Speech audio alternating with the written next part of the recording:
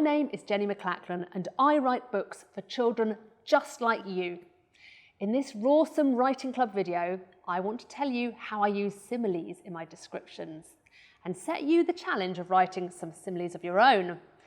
A simile is a writing technique where you compare two things using the words like or as. You're saying two things are similar. The clue is in the name. Simile, similar. I use similes to help readers really understand what something is like. A dragon's teeth, the colour of the sky, or how a character's feeling. Here's an example of a simile taken from one of my very favourite moments in Return to Roar. I use it to describe an ice dragon. Arthur, the narrator, says, "The dragon's pale blue wings shine in the sun and its body glitters like polished glass." I compare the dragon's body with polished glass using the word like. Another way you can write a simile is by using the word as. Here's a very simple simile I used in Dead Good Detectives to help the reader understand just how big and heavy Elizabeth the parrot is. Her chest is bright yellow and she's as big as a cat, but no one is looking at her except me. Parrots can be small or big, but this simile quickly explains to the reader that Elizabeth is one of the big ones. By the way, the reason no one's looking at Elizabeth is because she's a ghost. When I use a simile in my writing, I'm saying to my reader, look, these two things are similar, can you work out why? Often the thing I'm trying to share is obvious, like here when I want to show the reader that Elizabeth's quite big. But sometimes my similes are like a secret message I want to share with the reader. Did you see what I did there? I used a simile. I'll show you why I think similes are like secret messages. Let's look at that first simile again. The dragon's pale blue wings shine in the sun and its body glitters like polished glass. One reason I wrote this simile was to help the reader imagine a dragon with a beautiful see-through shining body, but I also wanted to hint that this dragon is dangerous. And this is my secret message. Glass can shatter, it can be razor sharp, it can cut. If this description makes you, the reader, feel a bit nervous, then good, because that's exactly how I wanted you to feel. Now, I bet some of you are thinking, Jenny, that is so annoying. Why didn't you just say the dragon looked dangerous? Well, I didn't do that because human beings love working things out for themselves, and this is what makes reading so much fun. I know it's also what makes it frustrating for some of you, but I promise that the more you read, the easier this working out gets. It's the same reason human beings love puzzles or computer games or mazes. We enjoy using our brains to come up with solutions on our own. How much fun would a maze be if there was a line showing you exactly where to walk? It would be boring. How interesting would it have been if I'd just said, the dragon looked dangerous? It wouldn't be interesting at all. It would be dull. Plus, you wouldn't have felt anything inside. And when you read my books, I want you to feel things. The secret messages hidden in similes help you to feel things. Let's look at another simile I wrote, but this time I want you to work out what the secret message might be. In this simile from Dead Good Detectives, I'm describing a moment when Sid sees Bones, the pirate ghost, lying on the beach. She looks at him and says, his black leather coat is spread out like wings.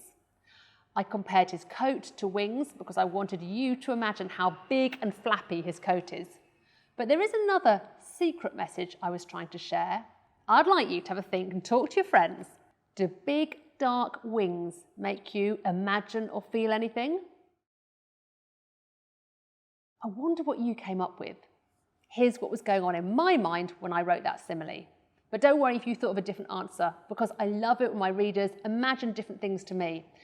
I compared Bones' coat to wings because I wanted you to understand how scared and confused Sid feels at this moment in the book, and I wanted the reader to feel a bit of this fear and confusion too. Sid isn't sure what Bones is. Is he a human being, or a ghost, or a monster? Sid really doesn't know, and by comparing Bones' coat to wings, I share her confusion with you. Vampires have wings, bats, birds and dragons have wings, and something with big wings can move quickly and perhaps catch Sid. What is this strange creature Sid is looking at on the beach? That was my secret message. Now it's your turn to write a simile with a secret message. I'd like you to try and write 1 or 2 similes about Stink, the fairy in this book. Stink has yellow, bubbly hair like this. Can you write 1 or 2 similes that not only tell the reader what Stink's hair looks like, but also, if you want to take on an extra challenge, tell us a bit more about her personality, which is fun, lively, wild, naughty. What thing could you compare her hair to that would make the reader think of fun things? Now, the first thing you need to do is collect lots of words to help you describe what her hair looks like. So take a look at her hair and come up with a list. Think of the colour and the shape. Here are some words to get you started. Ice cream, sheep, bananas, clouds, bubble wrap. Then decide which of these words will make the reader think of fun or wild things as well and use them in a simile.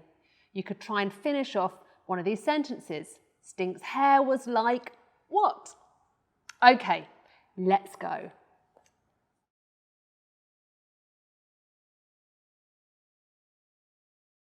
How did you get on? My best simile was this, I think.